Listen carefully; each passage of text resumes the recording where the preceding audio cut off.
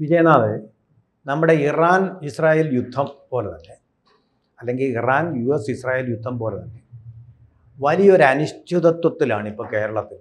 ആര് ജയിക്കും എന്നുള്ള ചോദ്യം വല്ലാത്തൊരു അനിശ്ചിതത്വത്തിലാണ്. രണ്ട് ഭാഗത്തും ഒരുപാട് പൊട്ടിത്തെറികൾ നടക്കുന്നുണ്ട്. കേരളത്തിൽ സംസാരിക്കപ്പെട്ടിട്ടില്ലാത്ത മാനേജ്മെൻറ്റ് സീറ്റ് വരെ വിവാദ വിഷയമാകുന്നു. അതും വേറൊരു പാർട്ടിയിലുമല്ല, ഇതുവരെ അങ്ങനൊരു വിഷയം വന്നിട്ടില്ലാത്ത കമ്മ്യൂണിസ്റ്റ് പാർട്ടി ഓഫ് ഇന്ത്യയുടെ ക്യാമ്പിൽ നിന്ന്. അപ്പോൾ വളരെ ഉദ്വേഗജനകമാണ് ഫലങ്ങൾ. ഇപ്പോൾ മാതൃഭൂമി ഒരു സർവേ നടത്തുന്നു, അതിൽ UDF മേൽക്കൈ എന്ന് പറയുന്നു. പക്ഷേ കടുത്ത മത്സരമുള്ള സ്ഥല സീറ്റുകൾ 9 എണ്ണം ഉണ്ടെന്നാണ് പറയുന്നത്.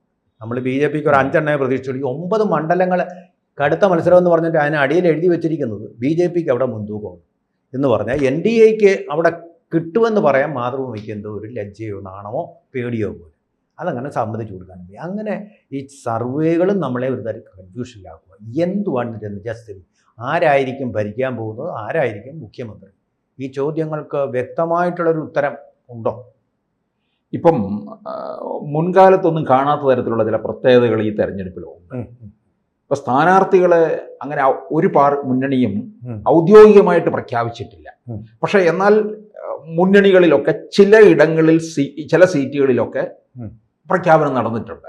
ഇപ്പം NDAയിൽ ഇപ്പം നേമത്ത് രാജീവ് ചന്ദ്രശേഖറാണെന്ന് രാജീവ് ചന്ദ്രശേഖർ തന്നെ പ്രഖ്യാപിച്ചു കഴിഞ്ഞിരിക്കുകയാണ്. അപ്പോൾ മഞ്ചേശ്വരത്ത് BJPയുടെ സ്ഥാനാർത്ഥി K സുരേന്ദ്രനാണ്, കഴക്കൂട്ടത്ത് V മുരളീധരനാണ് എന്നൊക്കെ അങ്ങ് തീർച്ചപ്പെടുത്തിയിട്ടുണ്ട്.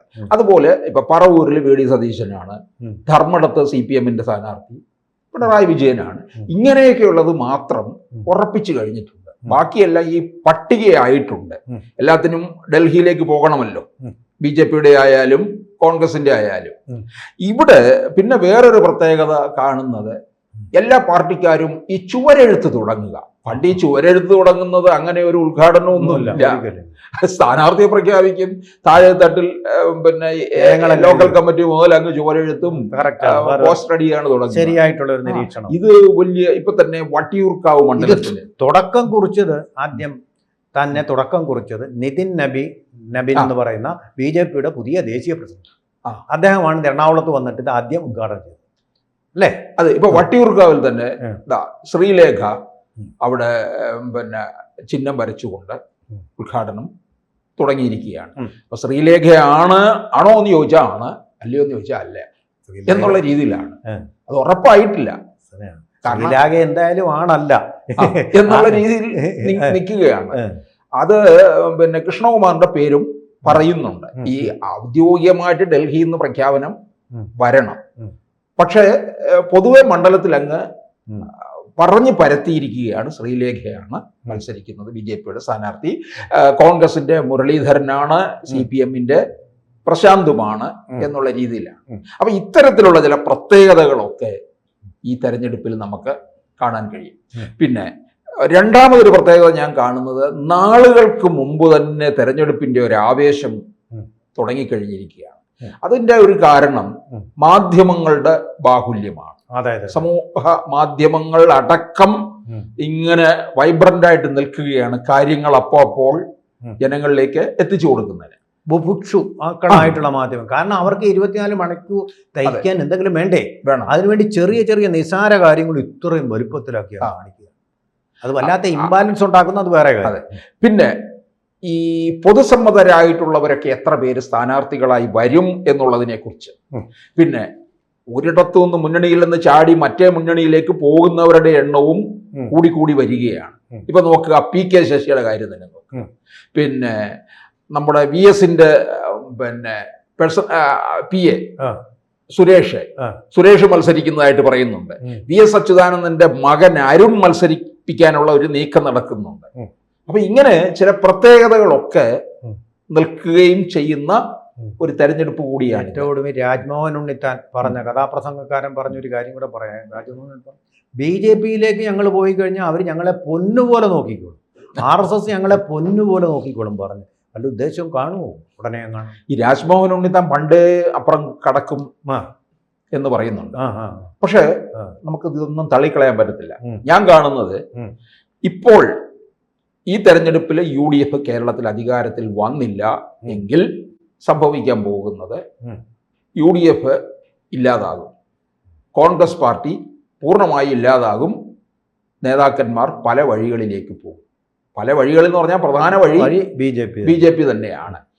മുസ്ലിം ലീഗ് പോലുള്ള ഘടകകക്ഷികൾ സി പി എമ്മിലേക്ക് തന്നെ ആകണമെന്നില്ല, ബി ജെ പിയുമായിട്ടും സഖ്യം ഉണ്ടാകാം. ഭാവിയിൽ അത് സംഭവിക്കും. കാന്തപുരം നരേന്ദ്രമോദി ഉണ്ടല്ലേ? ഉണ്ട്, ആ ഒരു കാന്തശക്തി ഉണ്ട്. പിന്നെ ക്രൈസ്തവ സംഘടനകളൊക്കെ തന്നെ ബി ജെ പിയുമായിട്ട് ചേർന്ന് നിൽക്കുന്നില്ലേ. വലിയ തട്ടകമായിട്ടുള്ള ഇപ്പൊ പാലയില് ഷോൺ ജോർജ് യാക്കോബ സഭയുടെ ഏറ്റവും സുപ്രധാന നേതാക്കൾ കിഴക്കിന്റെ പാത്രിയാർക്കീസ് എന്ന് പറയുന്ന ആൾക്കാർ വരെ അവിടെ പോയിട്ട് നരേന്ദ്രമോദി പറഞ്ഞില്ലേ, സഭാ തർക്കം ഞങ്ങൾ പരിഹരിക്കാവുന്നു. അതെ, ഇത്രയും കാലമായിട്ട് ഇവിടെ കിടന്ന് കൂട്ടത്തല്ലായിരുന്നു. ആരും ഇത് പരിഹരിക്കാനായിട്ട് ആരെ കൊണ്ട് സാധിക്കത്തില്ല. എന്താണ് അവരുടെ തർക്കം എന്ന് ചോദിച്ചാൽ ആർക്കും അറിയത്തില്ല. താനും ഇത് അറിയാവുന്നവർക്ക് വേറൊരാൾക്ക് പറഞ്ഞു കൊടുക്കാനും അറിയത്തില്ല. ഇതൊക്കെ എന്ത് പറഞ്ഞാലും സ്വത്തിനെ ചൊല്ലിയുള്ളതാണെന്ന് നമുക്ക് ഊഹിക്കാം. അപ്പൊ അത് പരിഹരിക്കാമെന്ന് നരേന്ദ്രമോദി പറയുന്നുണ്ട്. അത് അവർ അംഗീകരിക്കുകയും ചെയ്യുന്നുണ്ട്. അപ്പം 2014 നരേന്ദ്രമോദി വന്ന സമയത്ത് മോദിയെയും ബി ജെ പിയെയും ഇവിടുത്തെ മറ്റു മുന്നണികൾ ഏതു തരത്തിലാണ് ചിത്രീകരിച്ചത് എന്ന് നമ്മൾ അറിയണം. പക്ഷേ ഇന്ന് അതിനെല്ലാം മാറ്റം വന്നിരിക്കുകയാണ്. അതിൽ പ്രധാനപ്പെട്ട ഒരു കാര്യം കൂടെ ഞാൻ കൂട്ടിച്ചേർക്കും. ഇത് പറഞ്ഞപ്പോൾ ഞാൻ ഓർത്തതാണ്, നമ്മുടെ ജോർജ് ഓണക്കൂർ, ശ്രീകുമാരൻ തമ്പി, വി മധുസൂദനൻ ഇടതുപക്ഷം ചേർന്ന് നടന്നിരുന്ന ആളാണ്.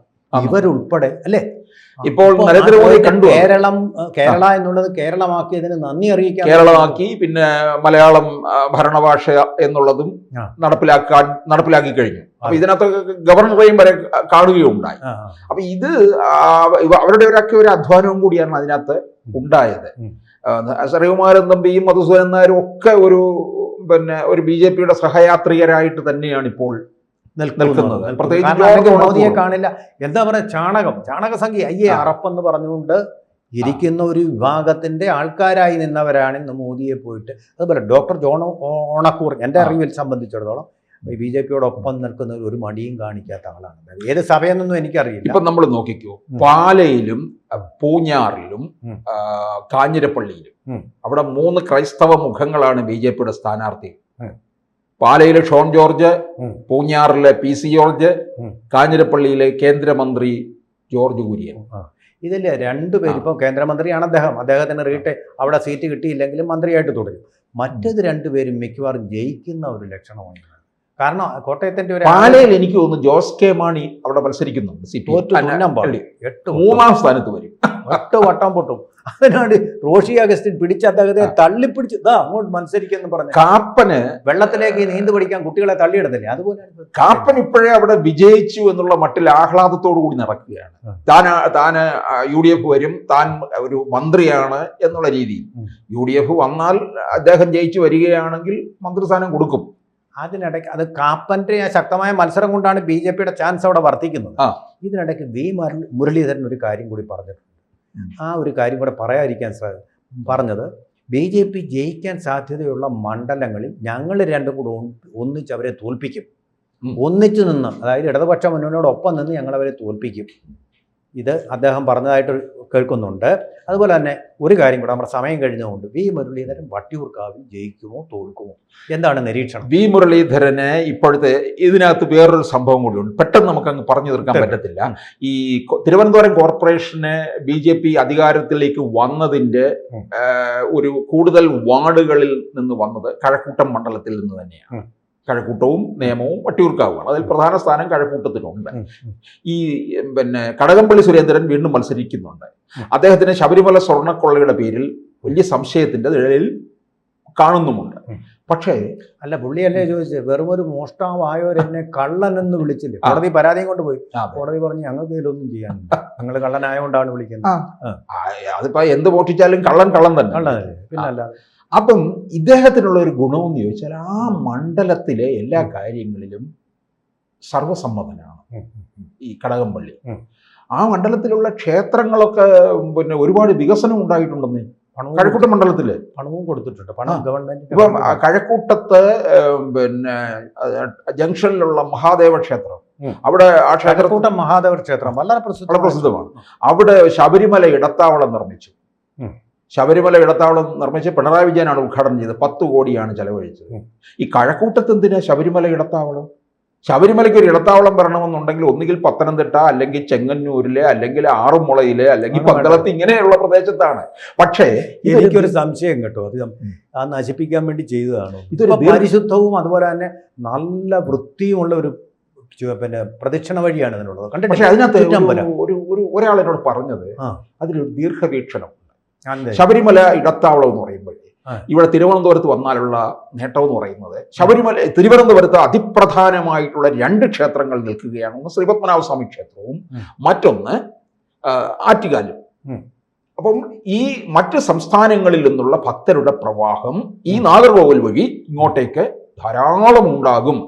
അപ്പൊ അവർക്ക് ഇവിടെ ഒരു ഇടത്താവളം കൊടുത്തുകൊണ്ട് അവർക്ക് ഇവിടെ ദർശനവും നടത്തി ശബരിമലയിലേക്ക് പോവുക, ശബരിമലയിൽ തിരിച്ചു വരുമ്പോൾ കയറുക ചെയ്യാവുന്നതാണ്. അത് അത്തരത്തിലുള്ള ഒരു ദീർഘവീക്ഷണമാണ് ഇതിൻ്റെ പിന്നിലുള്ളതെന്നും പറയുന്നു. അപ്പോൾ അത് കേട്ടപ്പോൾ എനിക്കും അത് ശരിയാകാം എന്നെനിക്ക് തോന്നി. അപ്പം ഇങ്ങനെ കുറച്ച് ഒരു ജനപ്രീതി കടകംപള്ളി ആർജിച്ചിട്ടുണ്ട്. അതുകൊണ്ട് അവിടുത്തെ മത്സരം കടുത്തതാകും എന്നാണ് ഞാൻ കാണുന്നത്. ശക്തമാവും എന്നുള്ള പല മണ്ഡലങ്ങളിലും കടുത്ത പോരാട്ടമായിരിക്കും ഈ പ്രാവശ്യം. അതുകൊണ്ട് തന്നെയാണ് BJPയുടെ ചാൻസ് വർദ്ധിക്കുന്നത്. ഏറ്റുമുട്ടൽ കടുത്തതാകും. ആ ഒരു ഗ്യാപ്പിൽ കൂടിയാണ് BJP വരിക. ഇത് തന്നെയാണ് മാതൃഭൂമിയുടെ സർവേയിലും പറയുന്നത്. എവിടെ കടുത്ത മത്സരമുണ്ടോ അവിടെ BJPക്കാണ് മുൻതൂക്കം എന്നുള്ളതാണ് വരുന്നത്. അപ്പോൾ നമ്മൾ ഉദ്ദേശിക്കുന്നതിലും കൂടുതൽ സീറ്റുകൾ NDA നേടുമെന്നുള്ളതായിരിക്കും നമ്മൾ കാണുന്ന ഒരു ഫലം. അതിൻ്റെ ഫലമായിട്ട് കോൺഗ്രസിൽ നിന്ന് വലിയൊരു ഒഴുക്ക് തെരഞ്ഞെടുപ്പിന് ശേഷം BJPയിലേക്ക് വരാനുള്ള സാധ്യതയും നമുക്ക് തള്ളിക്കളയാൻ ഒക്കില്ല എന്ന് പറഞ്ഞുകൊണ്ട് ഇത് ഉപസംഹരിക്കും. കൂടുതൽ വാർത്തകളും വിശേഷങ്ങളും നിങ്ങളിലേക്ക് എത്താൻ ABC മലയാളം സബ്സ്ക്രൈബ് ചെയ്യുക, ബെൽ ബട്ടണും അമർത്തുക.